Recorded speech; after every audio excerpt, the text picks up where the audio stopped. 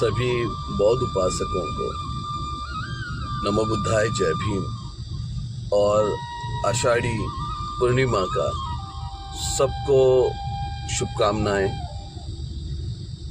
हम बौद्धों में गुरु और शिष्य की बहुत बड़ी परंपरा रही है। बुद्ध दुनिया में पहले हैं जिन्होंने संघम शरणम गच्छामि कहा।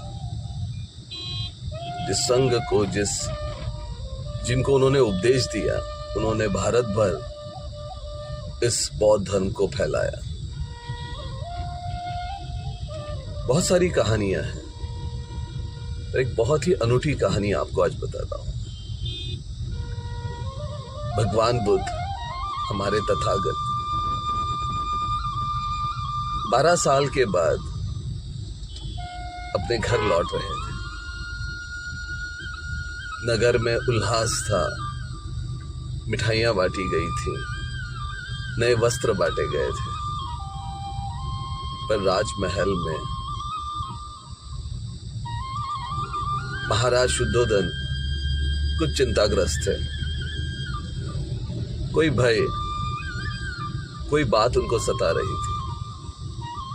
महाप्रजापति आती हैं जो बहुत ही खुश थी और महाराज से कहते हैं कि मेरा पुत्र आ रहा है। जब महाराज शुद्धोधन के चेहरे पर एक अजीब सी चिंता देखती हैं तो उसका कारण पूछती हैं।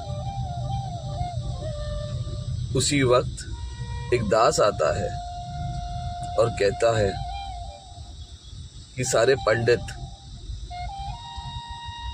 सारे शास्त्रों के जानकार यहां आए हैं, आपकी प्रतीक्षा कर रहे हैं। तो महाप्रजापति अचंभित होती है। तो महाराज शुद्धोधन उसे कहते हैं कि आपको थोड़ी ही देर में पता चलेगा। जब सारे विद्वान उस कक्ष में आते हैं, हाथ जोड़कर प्रणाम करते हैं, तो महाराज पूछते हैं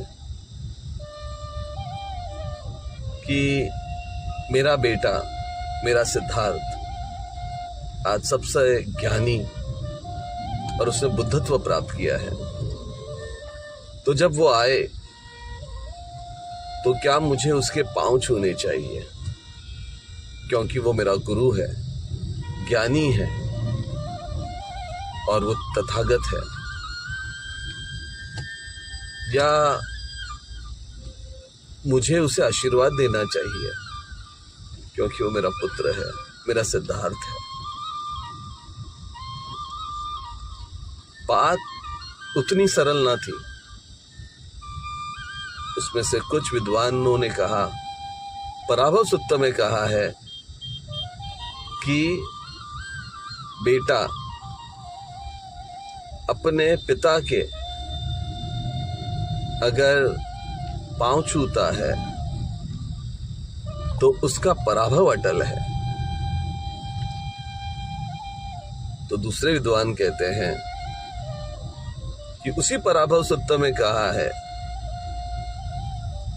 कि गुरु शिष्य के कभी पांव नहीं छूते। और वो तो गुरु है, वो तो गुरुओं का भी गुरु है, सारे संसार का गुरु है,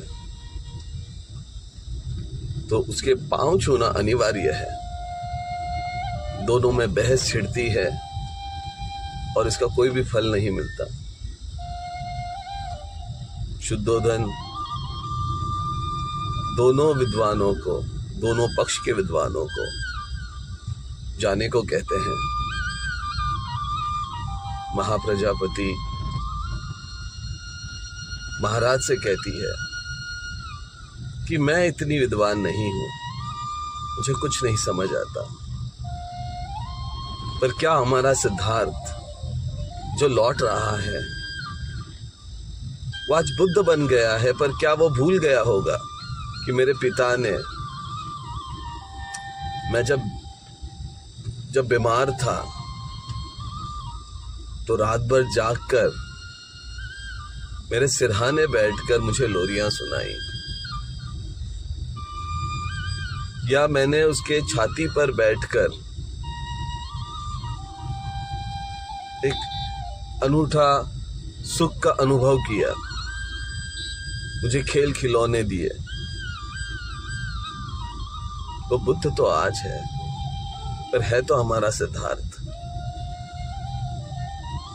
आप उसे जाकर गले लगाएं तो समझ जाएगा।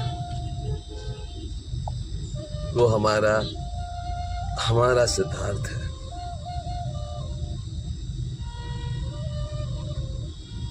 और शुद्धोधन मुस्कुराए और कहा, हे प्रजापति, कहते हैं कि मेरा सिद्धार्थ जब बुद्धत्व की तरफ जा रहा था तो कोई मारा आया था, उसको बुद्धत्व प्राप्त करने के लिए बाधा बन रहा था। शायद मैं भी तो मारा था, जिसने उसे इस महलों में जकड़ कर रखा। सुख सुविधाएं व्यसनों की बेड़ियां उसके पांव में बांध दी। मैं भी तो मारा था। फिर दास आते हैं और कहते हैं कि दरवाजे पर बुद्ध है।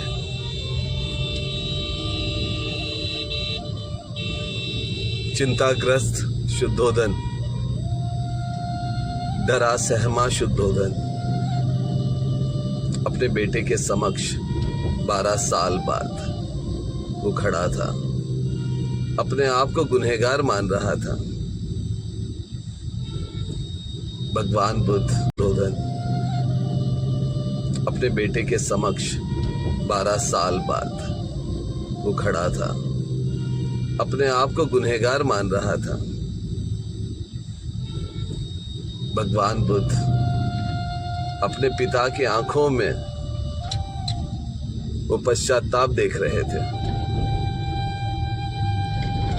और भगवान बुद्ध जाकर अपने पिता के पांव छूते हैं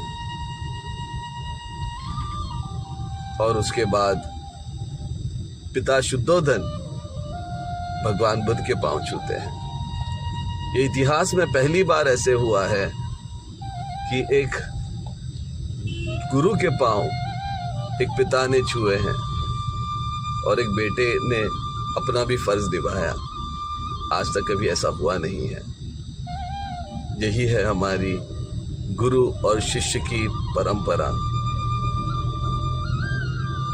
हम रोज घर से निकलते हैं, हम कोई रिक्शा में बैठते हैं, कोई बस में बैठते हैं, और हमें जो हमारे मंजिल तक पहुंचाने वाला, जिसे हम ड्राइवर कहते हैं, या कभी हमारे पाँव के जूते फट जाते हैं जिसे हम मोची कहते हैं, ये भी हमारे मंजिल की तरफ हमें लेके जाते हैं, तो वो हमारे गुरु हुए। तो हमें एक दूसरे को रिस्पेक्ट देना, दूसरों की आदर करना, यही बौद्ध धर्म सिखाता है। तो हम सभी को बुद्धत्व के मार्ग पर चलना चाहिए और इस गुरु शिष्य की परंपरा को उसी तरीके से अनंत काल तक जीवित रखना चाहिए। नमो बुद्धाय। जय भीम।